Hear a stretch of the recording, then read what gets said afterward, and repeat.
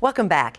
It's not quite a Hollywood flick, but thanks to the imagination of a group of Lexington students, the movie Grief Street is reaching a new audience. They made the pandemic project while they were all in high school. Director Sloan Scroggin shares the story behind the film and how he's following his passion for filmmaking in college.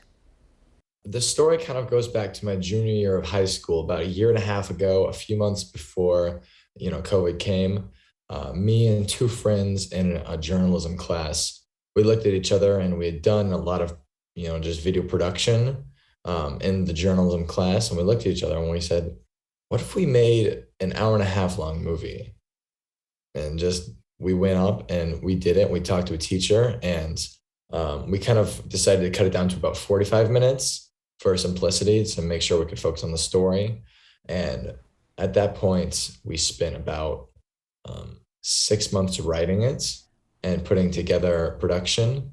And we then went to Lafayette Theater and we went to Dunbar Theater and we got actors and we got about 2 other crewmates to help us film the thing. And, just based on the experience we'd already gotten from high school and just pretty much watching YouTube videos, we went and we shot, we edited the whole thing. The film is called Grief Street. What is the story behind it? Okay, the story about Grief Street is about a 17-year-old boy or man named Sid. And about a year ago, his parents die in a tragic accident. And we go to a year later, and his friend, Rain, one of his closest friends that he had been with, needs to pay for his mother's hospital bills.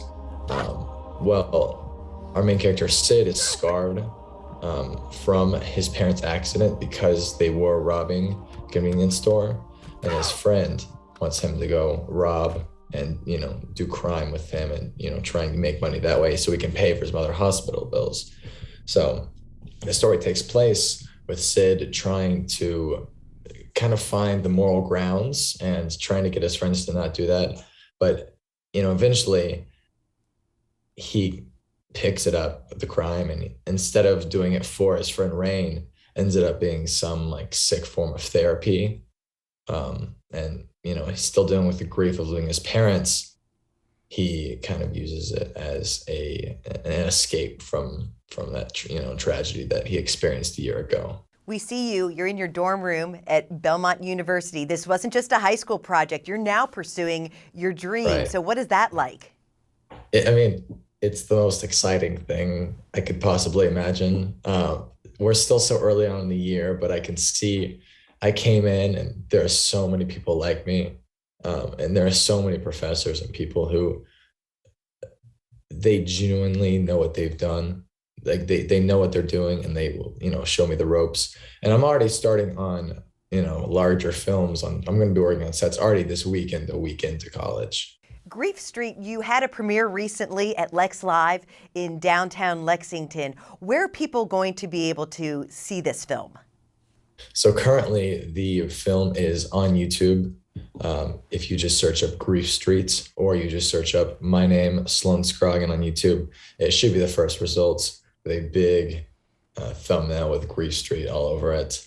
So it is streaming there right now. Mm-hmm. And for a long time it will be.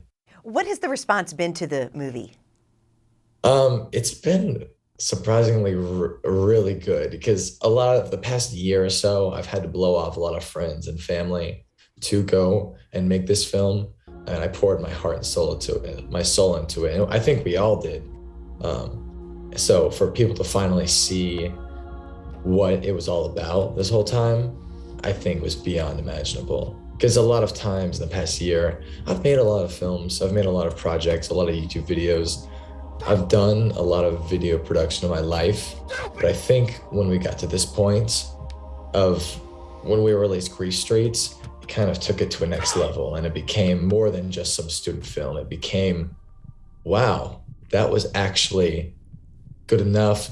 That was actually pretty good, that can be on the level of professionalism that we haven't had beforehand. So I've had a lot of friends and family reach out to me and praise me, which they shouldn't. I don't think it was very good, but I'll do better next time.